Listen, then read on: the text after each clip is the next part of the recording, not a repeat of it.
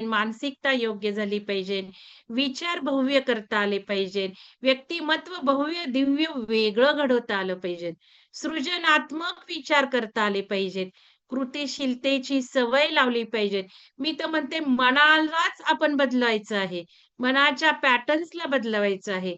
विचारांच्या पॅटर्नला बदलवायचं आहे. भावनांच्या पॅटर्न्सला आपण बदलवायचं आहे. आणि स्वतःची प्रगती साधायची आहे. ही प्रगती सर्वांगीण प्रगती अपेक्षित आहे. शारीरिक आहे, मानसिक आहे, आध्यात्मिक आहे. सर्व आपल्याला हवं आहे. पण आपण सांसारिक आहोत. नुसती आध्यात्मिक प्रगती नको आपल्याला.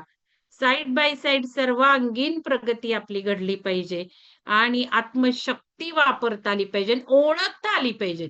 पहिल्यांदा आपण आपल्याला ओळखायला शिकायचं आहे.